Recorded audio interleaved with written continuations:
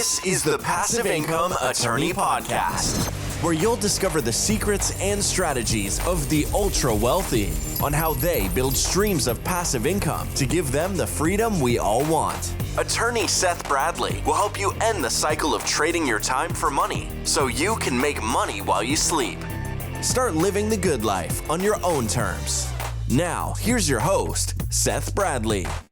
What's up, Law Nation? I know y'all been working really hard this week, and I'd love to help you work a little bit less and enjoy life a little bit more. So we have a fantastic episode lined up for you today. I have an awesome guest, Kim Lisa Taylor, a nationally recognized corporate securities attorney, speaker, and author of the #1 Amazon best-selling book, How to Legally Raise Private Money. She's also the founder of Syndication Attorneys PLLC. This episode is jam-packed with knowledge, y'all. We're going to get into the nitty-gritty, starting with the basics of what exactly is a real estate syndication, what is an accredited investor, a sophisticated investor, how to find great opportunities to invest in, and how to properly vet an operating partner. Let's go. Well, welcome to the show, Kim. Hi, Seth. Thanks for having me. Absolutely. Thanks for coming on. Really appreciate it. Oh, I'm so happy to be here. Yeah, happy to have an expert in the field with us today.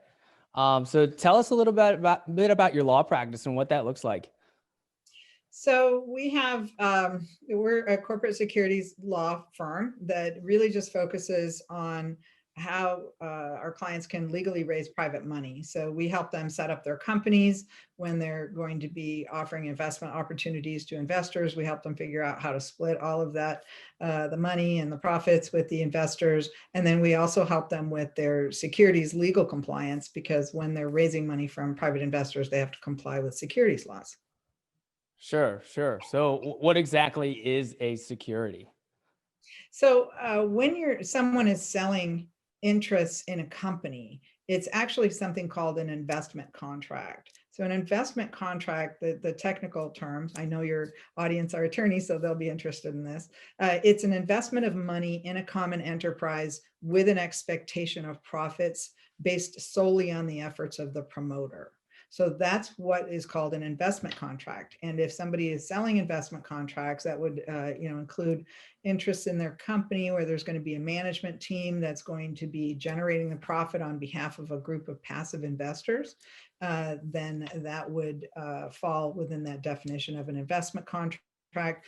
That's a security. So what does that mean? That means that if you're selling securities, then you have to qualify for an exemption from registration, or you have to register your offering. So registering the offering means going public, like Facebook or Google did when you're taking your company public, and that means you're filing a pile of paperwork with regulatory agencies and then getting their pre-approval before you actually sell securities to the public. Well, with real estate transactions, you don't have that kind of time to get regulatory approval. So you're going to look instead to see if there's an exemption available to legally raise private money. And there are several exemptions. Okay. Each exemption has a specific set of rules, and will define things like how much can be raised, what the qualifications of the investors have to be, like their financial qualifications, and whether or not the person can advertise for investors. So most of our clients are falling under the securities exemptions and buying real estate with a small group of private investors. Right. Yeah. I mean, when you only have 60 to 90 days to close, you don't have time to register a full offering. You need to find one of those exemptions to work under. Could you maybe briefly go over those, the main exemptions that some of the syndicators use? Sure. The most common exemptions are the federal exemptions, and that's usually because the person who found the deal, otherwise known as the sponsor, is going to be raising money from people in multiple states. So anytime that you're going to step outside of a state, meaning, if everything's in one state, the property, the sponsor, and all the investors, then you could follow a state rule for a securities exemption. Or if you're going to be raising money from people in multiple states, then the sponsor would end up following the federal exemption, because that preempts the state laws, except for requiring a notice filing with the states based on where the investors live. So those exemptions The most common ones are Regulation D, Rule 506B, B like boy, and Regulation D, Rule 506C. So with Rule 506B, the sponsor can raise an unlimited amount of money from an unlimited number of accredited investors and up to 35 non-accredited but sophisticated investors. But they can't find them through any means of general advertising or solicitation.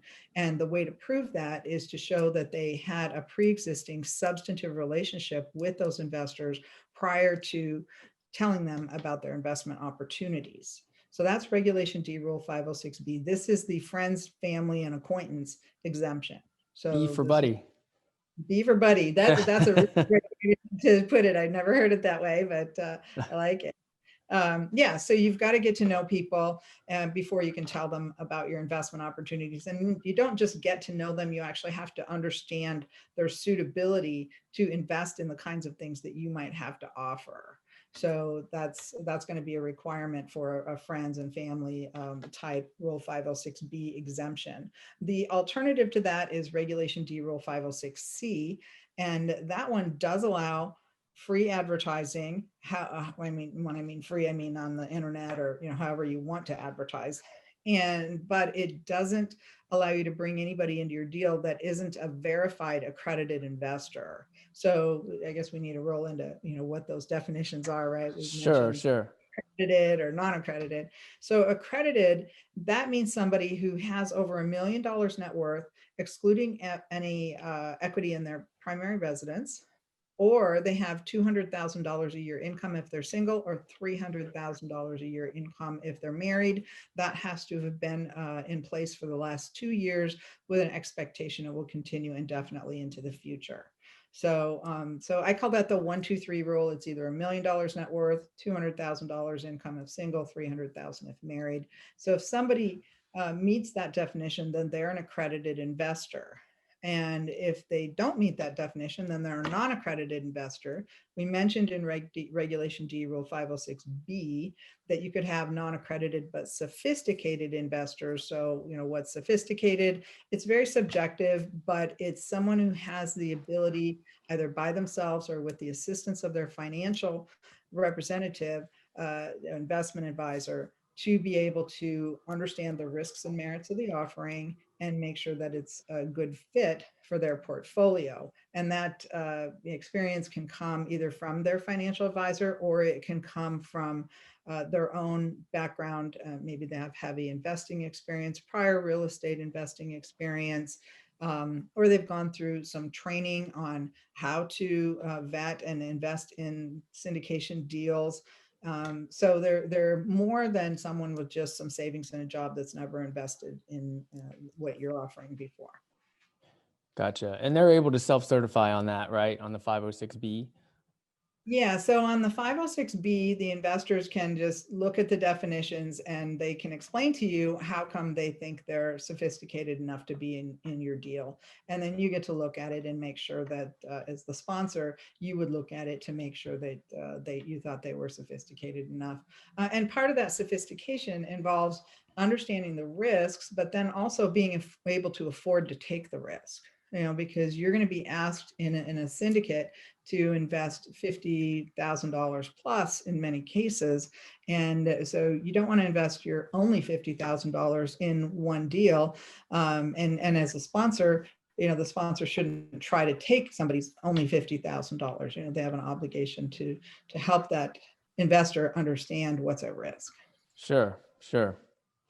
Well, now that we've dug into kind of, generally what a security is, an accredited investor and sophisticated investor, let's get more specific on, what exactly is a real estate syndication? A lot of people hear that word and they're a little intimidated by it. They don't really realize what that is. So maybe you can give them kind of your common definition of what that is and what it looks like. Yeah, this is a Black's law definition. It's just a group formed for a common purpose to carry out to carry out and achieve a common goal. So it could be 2 people, it could be 100 people.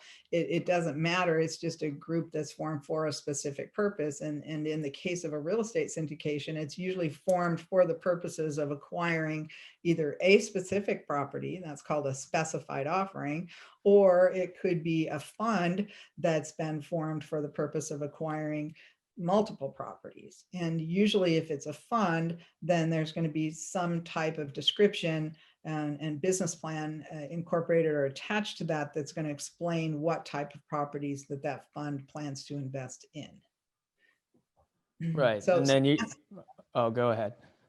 So there's really 2 parts to a syndication. There's the legal structure. So there's the corporate structure. What kind of entity are we forming? What is the investor getting in exchange for their investment? And it's usually going to be an LLC, a limited liability company operating agreement, or a limited partnership agreement. And not usually used for real estate, but even corporate shares could be securities. But most commonly for real estate, you're going to be using a limited liability company, and an LLC, or a limited partnership. And in that case, they would get that agreement.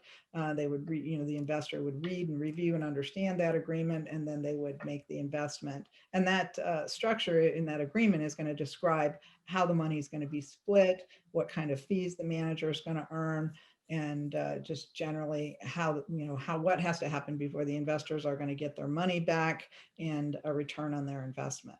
There's a second part then to a syndication, and that is the securities, because we talked about securities laws and these requirements that you have to comply with and these exemptions. So there are some documentation that goes along with that. And one of the documents is typically a private placement memorandum, otherwise known as a PPM. And so it's very much like a prospectus for corporate shares that you might see in, NASDAQ, New York Stock Exchange. If you're going to make an investment, you might read the prospectus to understand the company and its objectives and what you're investing in. So that's what the private placement memorandum does, is it describes the investment opportunity, how it's structured, what, again, it's going to talk about, your investment, what has to happen before you get your money back, what has to happen before you get a return on your investment, when you can expect returns to come in, and then how much the management team is going to earn. So that's always disclosed. So the PPM is really the disclosure document.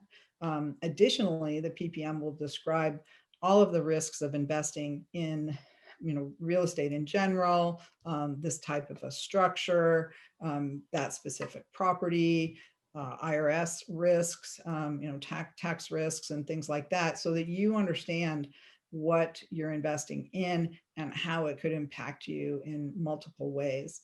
And then what could happen to your investment is, there's things that could go wrong that might cause you to lose all or part of your money. It doesn't happen all that often, but there's occasionally things that happen beyond somebody's control. So that could be a possibility. The other part of the securities compliance is a subscription agreement. And the subscription agreement is where the investor tells the sponsor about themselves, and they certify to the sponsor that they have read all of the documents the sponsor has provided, and that they understand the risks. They can afford to take those risks and even lose their money if it, worst came to worst, and that they have kind of assumed that risk of that investment for themselves and are willing to take that chance because they're being offered a great return. And in most cases, that generally happens. The other part is that there are some filings that are done by the Corporate Securities Council. So we would file a Form D with the SEC, informing them that which exemption you're claiming, and then also also filing blue sky notices with the states, telling them that you sold just the securities in their jurisdiction. Gotcha. Yeah, and that PPM is usually a scary document in a couple of different ways. I mean, it's, it gives you all the disclosures. It tells you pretty much the worst case scenarios. And with the first time you read one of those, it's a little intimidating. And it's also probably 100 pages long too. Yeah, ours are about 60 pages long, but yeah, I've seen them as long as 100 pages. And yeah, I mean, it really is just to inform the investor so that it's a place where the sponsor can put all the material facts related to the investment so that the investor can read it, understand it, and make a decision as to whether or not that investment is appropriate for them. Yeah. Should our listeners read all those documents, all those pages? Yeah, they really should. Yeah. When we write in plain English. So, and then the SEC actually mandates that for the PPM, that it is written in plain English. They've actually put out a plain English writing guide, which is pretty helpful. And, the whole point is to give you something in plain English that explains this is what the deal is, and these are the things that could happen. And then you decide as an investor whether or not that's a risk that you want to take on for the potential rewards that are being offered. Yeah, for sure. And I mean, the more of them that you read, the more you see that they're all going to be very similar in structure, and you get faster at reading them. And if it's the same sponsor, you don't necessarily have to read every single word. You get better at it as time goes on. And that's true of our clients too, because as our Yeah. clients come to us and they're reading documents and they're getting more and more familiar with the documents over time. But yes, for the investors too. And we get a lot of compliments from our clients, investors on the documents that we write, just because they are so understandable, and not just the private placement memorandum, but also the operating agreement. Some of these operating agreements can be pretty archaic and have a lot of cross references and things like that. It makes them a little confusing to read. So we've tried to eliminate that for the most part in the things that we write. Yeah. Yeah. And that operating agreement is really the one you've got to pay a lot of attention to, because that's really going to control everything. Well, yeah, so the PPM is what you read about to understand the offering and what the investment opportunity is. And then the operating agreement is what governs the operation of the company for the duration of your investment. And it usually comes into effect when the sponsor closes on the property. So once they acquire that property using investor funds, from that point forward, those funds are what's called irrevocably contractually committed.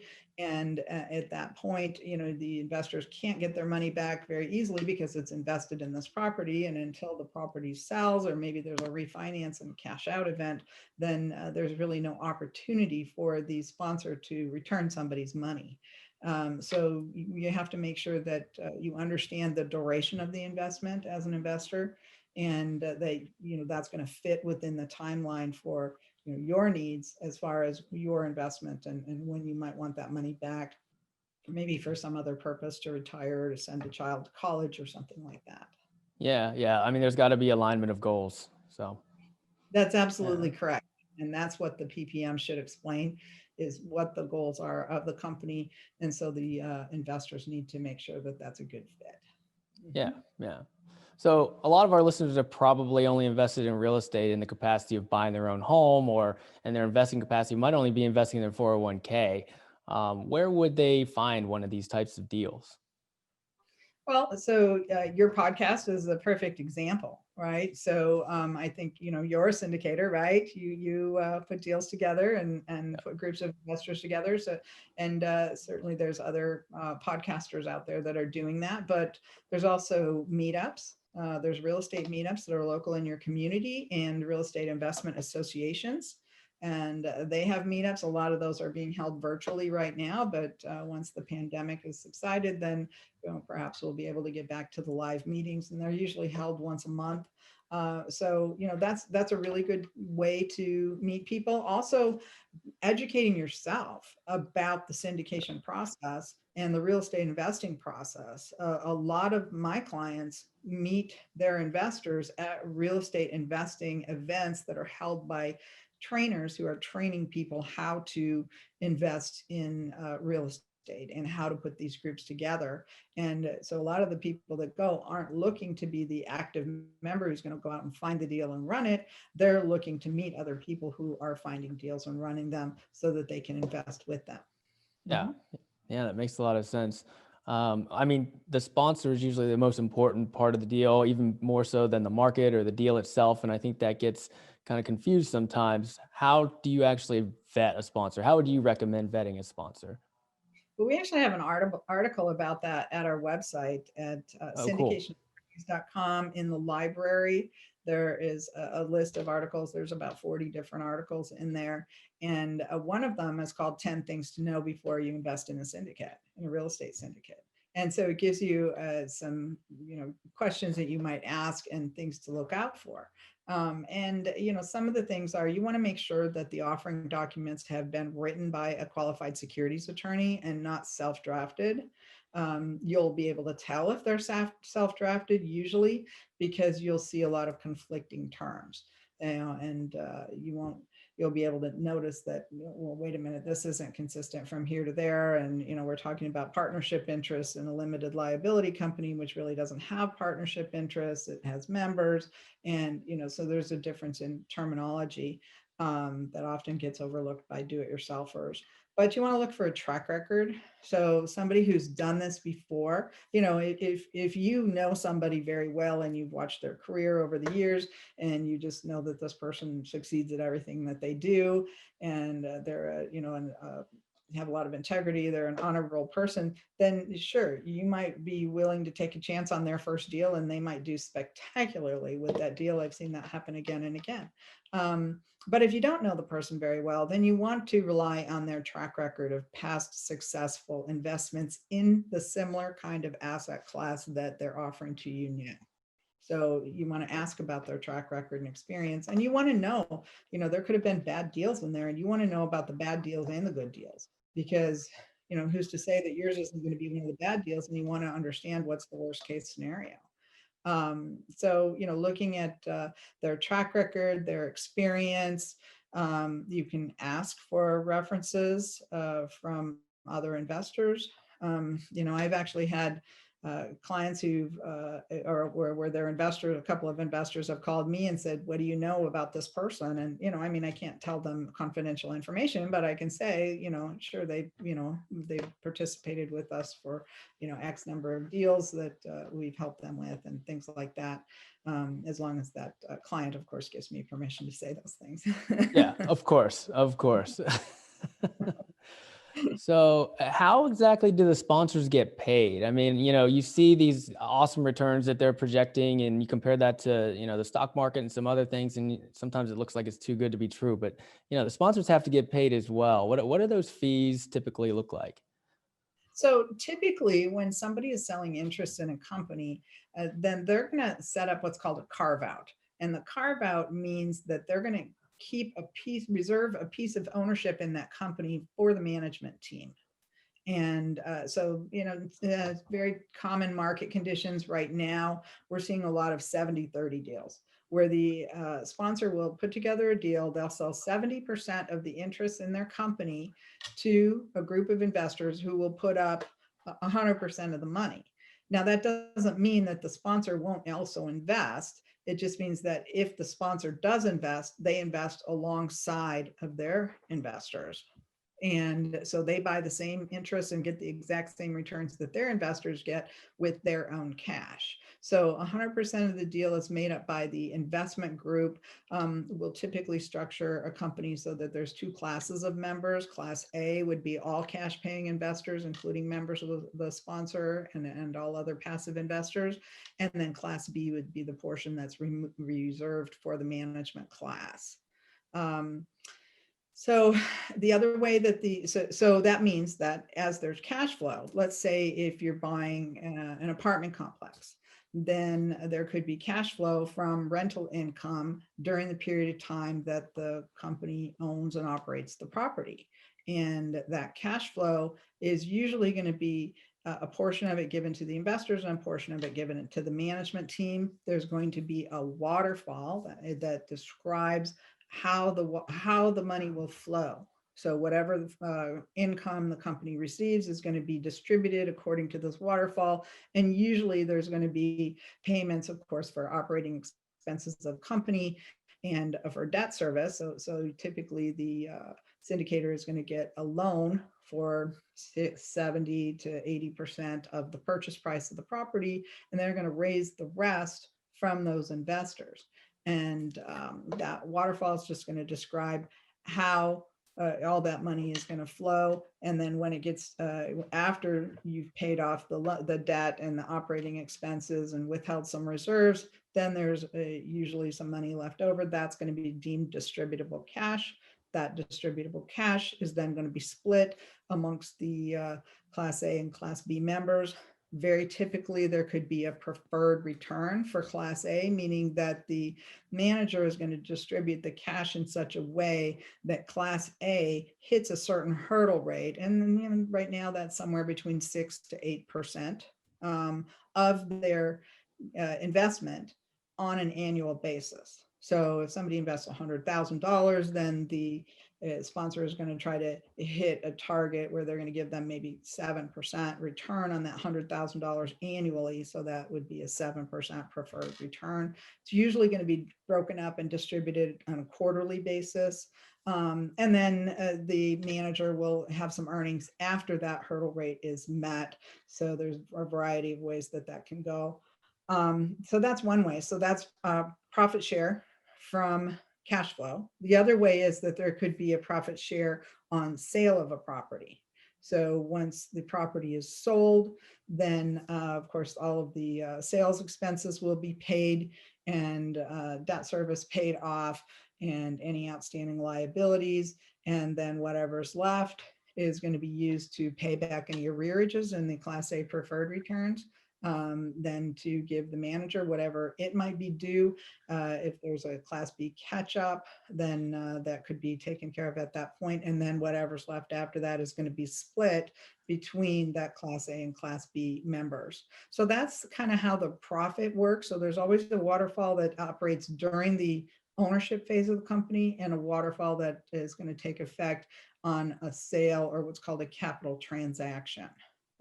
So the other way that the sponsor earns money, though, are some fees. So there's usually an acquisition fee that's going to be based on the purchase price of the property, usually between 1% to 5%. The smaller the deal, the higher the percentage, the bigger the deal, the smaller the percentage. And it's based on the purchase price. And that's the kind of the reward that the sponsor gets for doing all the due diligence and getting this deal to the closing table. The sponsor has had to put out their own cash to do all this due diligence, to hire legal counsel like us to do all of their documents, to hire real estate counsel to help them with the transaction, to pay loan fees. And so they've got a pile of cash already in the deal. And if they don't close on the deal, that's their risk. They lose that money. That's not investor money. So they're not using investor money until they close on the property. And at that point, then, it's invested in the property. So the acquisition fee is important. And you want the sponsor to be well compensated, because if the sponsor is not well compensated, then their interests are not going to be aligned with the investors. They're going to just want to sell and try to get their share from the sale, and the investors might be happily enjoying their preferred returns. So if the sponsor is well compensated, then their interests are aligned and they're going to want to keep that deal long term. So some other fees that the management might get is an asset management fee, usually 1% to 2% of the gross collected income from the property during the period of ownership.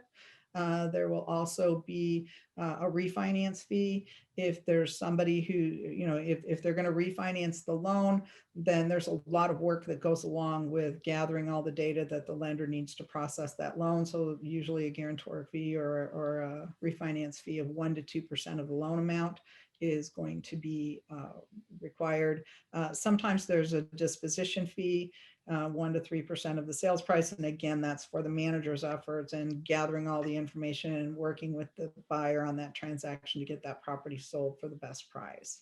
So those are some common ones. If there's a heavy construction or innovation, there can be a construction oversight fee. And also the sponsor has to put up somebody who has the net worth equal to the loan amount. And it could be one person, it could be multiple people, so that the lender will actually make the loan. And so there's a risk for the sponsor in putting up that person as a loan guarantor on behalf of a group of investors that they don't know. So sometimes there's either a separate guarantor fee, or some kind of a financing fee for that. Right. Thank you for all that. That's awesome. And again, just because the fees are lower in one deal compared to the next is not necessarily a good thing. You really want the sponsor to get paid so they're motivated to continue to, execute the business plan and operate the property to its optimum ability, and so everybody wins. That's absolutely correct, Seth. I can't tell you the number of deals that I see where there's investment groups that will kind of squeeze the sponsor, and they're really doing themselves a disservice, because if the sponsor is not making enough money to make a living as a syndicator, then they have to do something else to feed their family, Right. and they're turning their attention away from this investment, and that's not in the investor's best interest. So it's far better to well compensate the sponsor so that they stay invested in the business along with the investors, and they have some incentive to make sure that the property performs well for them and for the investors. And then their interests are aligned, and they're more likely to be happy with the investment, and the investors are more likely to do better over the long term. Yeah, for sure. Absolutely. What are your thoughts about kind of investing passively versus actively? We've had people on here that talk about that are kind of coaches that teach people how to invest actively, how to buy apartments themselves, and then other folks that have made a professional life out of investing passively. They don't do anything else. What are your thoughts on one versus the other? Well, investing actively is a job. It's a lot of work. So if you already have a full-time job, or some of us as attorneys have more than a full-time job, it's pretty hard to go out and actively pursue deals, because it really requires dedication and perseverance. You've got to get to be an active syndicator. You've got to get to know the markets that you're looking in. You've got to get to know brokers. You've got to stay in contact with them. You've got to be constantly vetting deals. You've got to be putting out letters of intent. I tell my clients on a regular basis, the people that are finding deals right now are putting out 30 to 40 letters of intent a month, not one or two, because I get also Yep. clients that are, oh, we're thinking about investing in this deal, and this is the second one we're going to do this month, and it's very unlikely that they're going to find a deal. It's a numbers game. And so that requires a lot of effort. You got to look at a lot of deals. You got to, analyze a lot of deals, and you got to make offers on a lot of deals. And if you're not doing that on a regular basis, then it's a fluke if you happen to run across something. And, so it's a job. It's a very big job. And then that's just finding the deals. Then you've got to also find the investors and get your investor group together, and, do the due diligence on the property, and get your legal documents done. And then once you have the deal, now you have to oversee the property managers and constantly supervise and make sure that they're doing their jobs and turning apartments, and screening tenants correctly, and handling evictions on a timely basis, and collecting the rent. And so you've got to constantly supervise the property managers on behalf of the investment group. And then, like I said, there's a lot of work involved with getting the financing, and risks involved with getting the financing. So it's a big job to be an active syndicator. To invest passively, if you've got the money to passively invest, sure, find, one or two great sponsors. I have clients that have investors that have invested in their deals 7 or 8 times. They like that sponsor, they trust that sponsor, they've had their own track record and experience with that sponsor, and they continue to invest again and again with those same sponsors. So that's a great way to do it, because it is a little bit of a challenge to find people and to vet them yourself, and make sure that you're comfortable with that group and their style, and that they're adequately communicating with you to make sure you understand what your investment is doing. Sure. Yeah. I mean, it's passive, but there is a little bit of work up front. Yeah, there absolutely is. And I've been on both sides. I've been on the active side. My husband and I syndicated a deal, and we had some friends in it. It was a lot of work. My husband was working on it weekly, if not daily at times, and managing issues and handling problems all the time. And we owned that property for 9 years.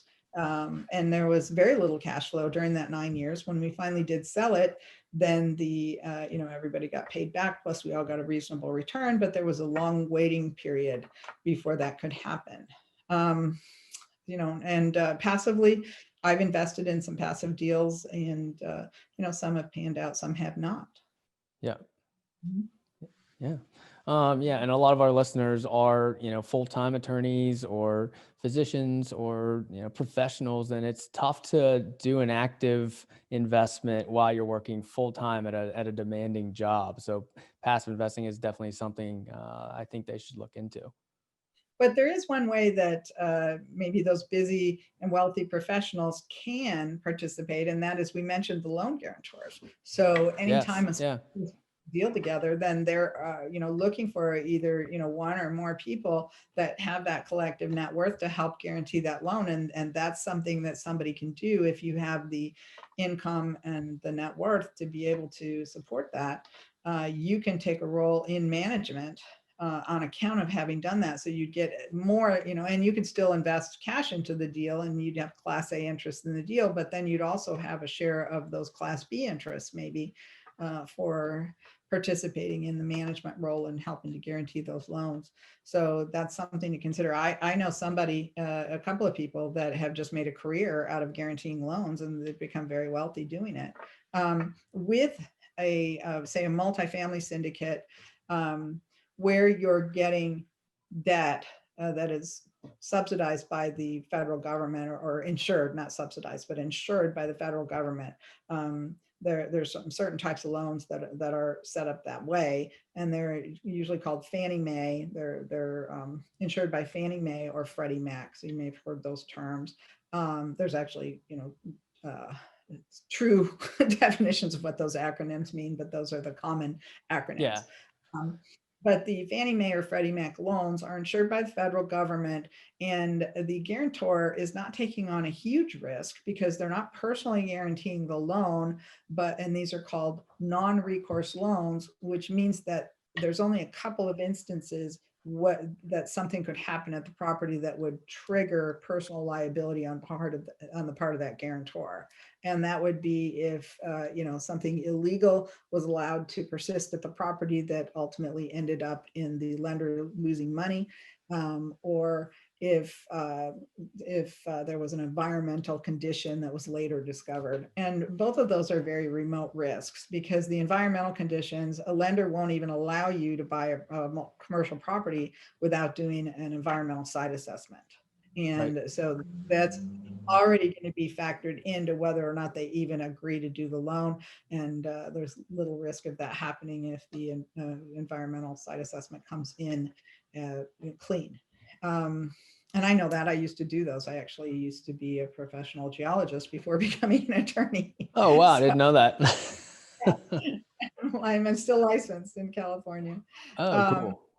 Yeah, so that's a very small risk, and the sponsor isn't going to allow, they're not going to allow meth labs and gang activity and illegal things to happen that are going to cause that loan to fail. So being a guarantor is a great way for somebody with some net worth and ability, but not a lot of time, to participate and to get a little bump in their return.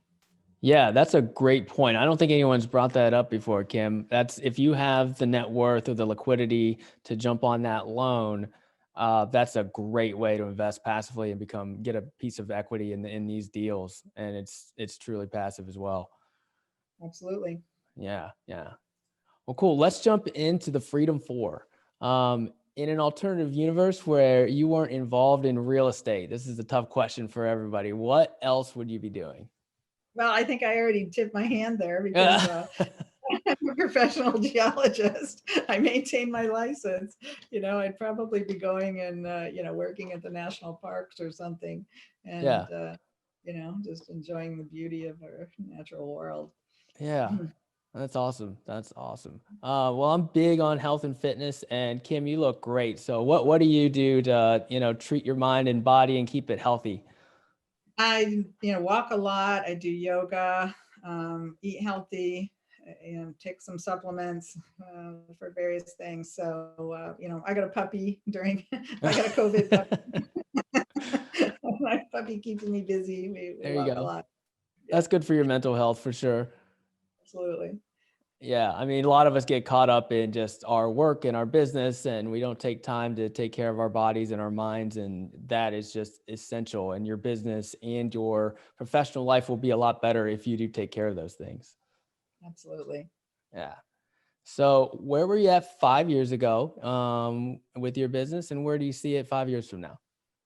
So 5 years ago, I was actually a partner in a California securities law firm, and decided about, oh gosh, in 2016, decided that I wanted to break off and start my own practice. So I've never looked back. I've been happy that I've done that. I've had a lot more freedom to market and do the things I want to do, and expand my services into other areas, like helping investors with, or helping sponsors with their investor marketing materials.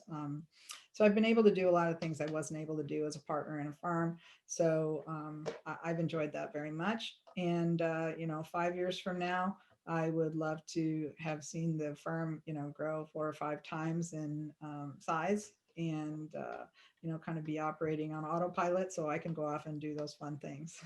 Yeah, awesome. I know you'll get there, Kim. So I know you've invested passively in some deals and actively, and you're obviously entrepreneurial with your own firm. How has passive income made your life better? It's allowed me to do, to buy a better house, to move to the part of the country where I really wanted to be, to just, feel free from cash flow worries. It's really just, when you invest in real estate and you get these returns that augment your own income, all of a sudden that starts to add up. And eventually you get your money back. You can go reinvest it again, and if the property sells, you get a big chunk of cash. All of that stuff is just a way to enhance the quality of your own life and that of your family. So I've certainly been able to do that with my passive investments.